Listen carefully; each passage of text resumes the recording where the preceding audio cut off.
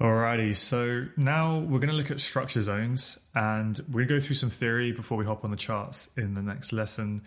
Kind of just wanted to preface this with, in all the time I've been spending mentoring and looking at other people, what I see is people can do the work, they can study, they can go through the course.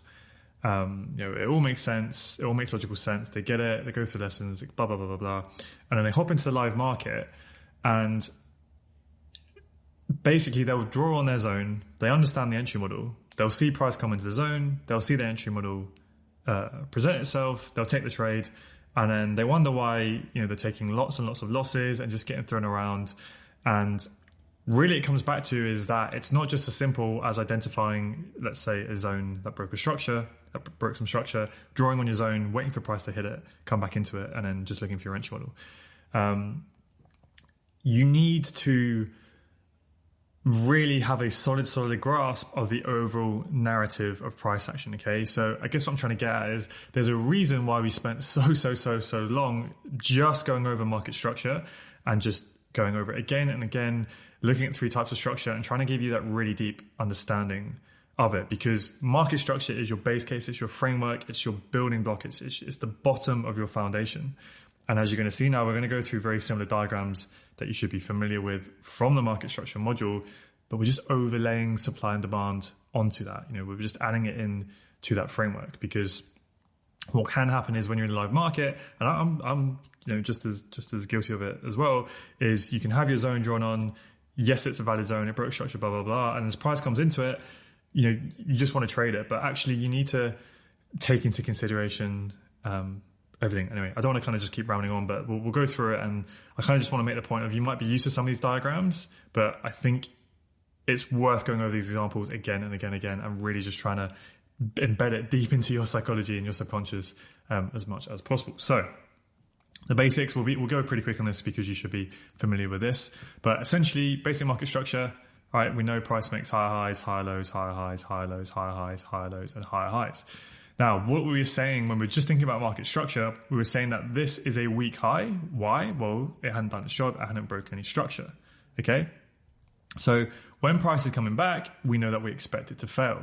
So without even drawing on supply and demand, we know that when price is bullish like this, we know that demand is in control. Okay? So when price is pulling back, say at this section, we're going to look back and we're going to go, okay, where did the demand step in? So we're looking at this previous leg. Okay, let me reset this. When price is pulling back like this, okay, we know market structure is bullish. We want to get long. So if we look back in the previous price leg within the current range we're within, okay, because we're always just looking at the range we're within. So we know where our swing low is. We know where our swing high is. Price is currently here, so we know it's in the swing pullback phase. We know price is bullish and we want to get long. Okay, so where are the areas in which we can get long? Well, we look in the previous leg within the current range we are within, okay? And we identify where in this leg are there demand zones, okay? So in this instance, I kept it simple and I've just drawn on one zone. I've just drawn on the extreme zone, all right? Obvious place to try and look for buys. Is this a valid institutional demand zone? Yes. Why? Well, it led to a break of structure, okay? So in its most simplest form, we're looking for those demand zones that led to a break of structure. When price comes back into it, this is where we look to get long. And then we can target what? We can target the weak high. And there may be supply here, right? It might have broken a fractal piece of structure here or an internal piece of structure. But ultimately, we expect that to fail. Once price has pulled back to demand, it's fulfilled its objective, it's performed its swing pullback. As we start moving to the upside, we're going to start to expect any supplies in a way that they're ultimately going to fail until we break the high. Once we break the high, right, there might be supply zones to the left. That's when we can potentially expect price to then pull back, okay, at that moment. So, yeah, we'll go into more complex examples in a minute, but essentially, bullish market structure, demand is in control. We expect supply to fail. We expect those weak highs to fail and for price to continue. Exact opposite for bearish market structure. Supply is in control, right? Price pulls back up to supply, it's respected, and demand fails. Now, when we have some more slightly complex examples, let's say when price is up here and price is then starting to pull back and we want to look for where is that next swing high low going to form. In reality, there can be 1, 2, 3, 4, 5, depending on how big the range is, there can be multiple supply and demand zones that we have to look at where price could potentially come and pull back to. And we will never know where exactly price is going to pull back to. We never know. We can only identify the zones, look for the confluence that we look for, and try and kind of rank them in order of probability, and then obviously look for more confirmations when price gets in there. Because this is a demand zone here, right, that led to that break of structure. But as we can see, it's already being mitigated, okay? So when we're at this moment and we're looking for where are the demand zones, well, we had this demand zone here, but it's already had its orders filled and it's already caused its move. So what I would do is I would draw it on, but I'm not going to extend the zone any further left because it's done its job. It's there, right? So this is what I was talking about, a series of mitigations, right? It's been tapped into, the orders have been filled, and we move up. So we're starting to potentially form a demand chain now. So this is one potential POI we can look at. It led to a break of structure, and it's part of a previous mitigation. And then we could also look at this zone here down at the extreme, okay? Right at that strong swing low. At that moment, right, price could have pulled all the way back down to here before continuing, okay? And again, we then expect supply to fail. And then likewise over here, right, there could have been a supply zone here. I haven't drawn it on, where we could look for shorts, but it may not play out. Again, has a little bit of reaction, pushes up higher, right? There could have been another supply zone here. In this case, doesn't play out, price pushes through, and in this instance, it comes all the way up to the extreme, right? Where that strong high is with the current swing high, and then we eventually go, and that's when we start to expect these demand zones to fail, okay? Cool. Hopefully that shouldn't be too confusing as of yet if you've kind of got the market structure basics nailed down.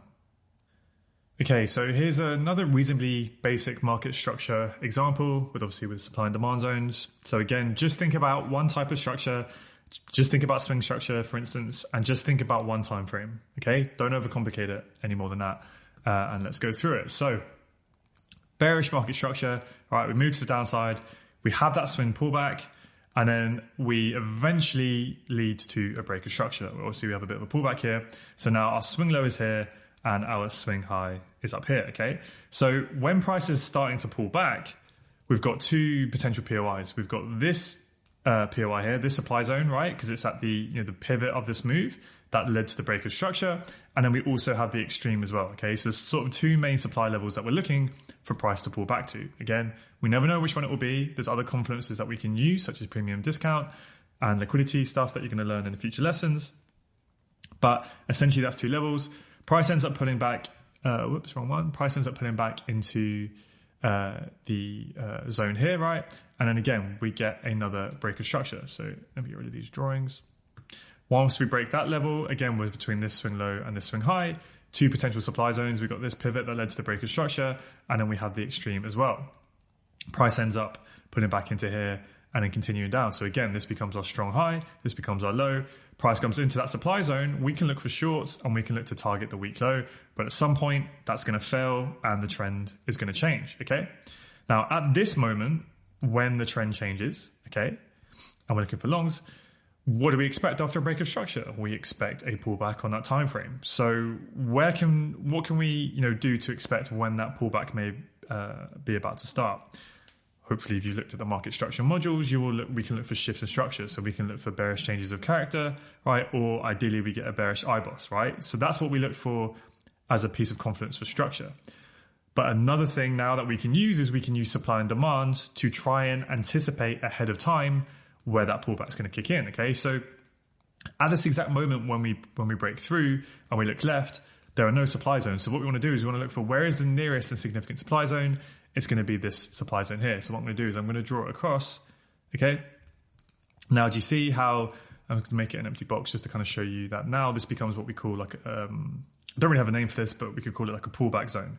Because previously, I'll just bring it back, when we were over here, okay, when price was down here, and this was our swing high, and this was our swing low, and we were bearish, we were looking to potentially short this zone and this zone. And if price comes into it, we're looking for those big moves, right? We're looking for the continuation of the trend. But now we're not in a bearish trend anymore. Now we're in a new bullish trend over here. So when we now look at this zone, we don't view it in the same way. We don't view it as price going to come in and continue down. We simply view it as an area in which a pullback can start from, okay? Now, some of you, that might seem obvious, but you'd be surprised at how many times you can be in a live market and people can be treating them in very, very different ways and managing their expectations wrongly, okay? So we look left to a significant zone, and now the supply zone simply becomes a catalyst to play that pullback, okay?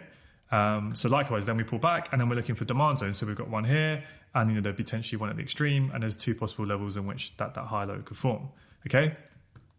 In this instance, it forms here and we break up to the upside. Again, when we break, we can start to look for structures to shift to the downside. So we can look for bearish chocks or bearish IBOSes to give us that first signal that a pullback is occurring. But we can now also use supply and demand. As soon as price breaks up here, we want to look left and we want to look for where is the nearest significant supply zone. Now there is one here, but we've already had a mitigation of that zone. Okay, we've already filled up a lot of the orders because it led to that movement here. Now, when price is at this moment, right, there might still be some orders within this zone, okay, because obviously it only taps the edge. So there might still be some orders from within here. And what you might see in the market is you might see a little bit of a pullback. But typically, not always, but typically, the zones that are going to cause that big actual swing pullback to occur are usually the ones that are completely unmitigated, the ones that are completely fresh, okay, normally. So if I was looking to play counter trend, which is obviously can be a bit hard and a bit more risky, I'm going to have a lot more confidence doing it. Not when price is currently here in this zone, because that's already filled up a lot of the orders. It's already absorbed the supply within it. It's already caused that move. I'm going to be more concentrating on this zone up here. Okay. So I'll be aware of it and I'll have it in the back of my mind, that potentially price could reverse from within here, but it's much more likely to be a completely unmitigated zone up here. Okay. And then we can play the pullback down into demand. And then obviously we know that demand is in control and we expect price to go there to the upside.